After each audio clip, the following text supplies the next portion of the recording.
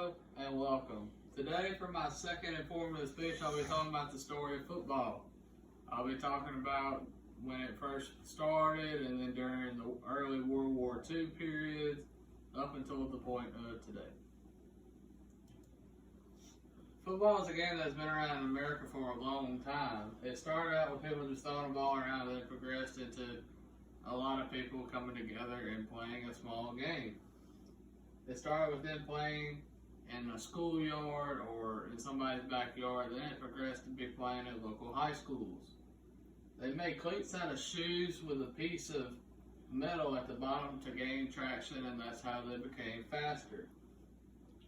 They had to use like kind of a leather type helmet to support their head so they don't get injured.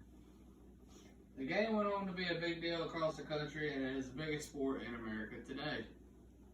That is what I'll be talking about today in the video, when the first start of football started in the early 1900s to the war periods and up until the point of today.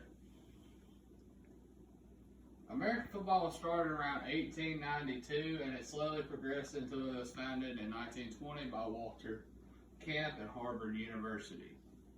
Football started becoming a big thing when they were part of the Summer Olympics in 1932. And that was the turning point for American football. That's how the NFL got started, college as well. An article by Bleacher Report, the first football was a piece of leather filled with pig bladder, and that's how people started using footballs, and that's why they're called the pigskin now. When football was first started, it was at an indoor field, and they used no headgear when they first started.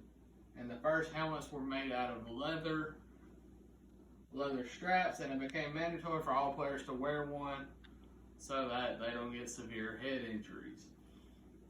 Then they came out with plastic helmets, which is what we basically use today to support head trauma. We use shoulder pads were made to protect the ribs and shoulder blades for getting hurt.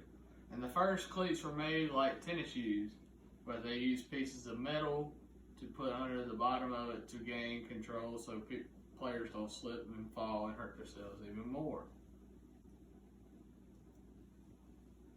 The second point is football during the war and depression periods. Most football players in the 1940s and on went on and left football to sign up for the war, or they got drafted either way. Football stood still for a while while the war was going on. In IWM.org, football was completely suspended and contracts were terminated in September of 1939 because of World War II. 80 football players were killed during the war, and football slowly started getting back up as soon as World War II was over with. The third and last point is football today and how it's evolved from when it first started. It has changed a lot over the years. They came up with rules so that players won't get hurt during the game, and players that hit one another in the head can cause severe brain injuries and possibly death if the injury is worse.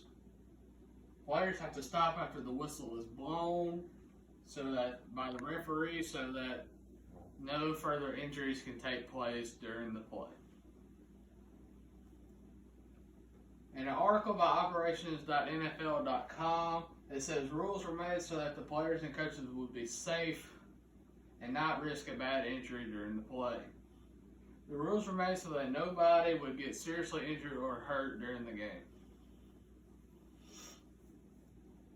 In conclusion, football changed dramatically over the years. From real pigskin to leather helmets to leather cleats to now plastic cleats and plastic helmets. Football has now serious rules and regulations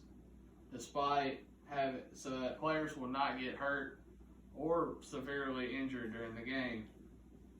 Early players went through a lot during the war period but managed to fight for our country and play the game that they love. And here are the references that I used in this research and in this speech. Thank you.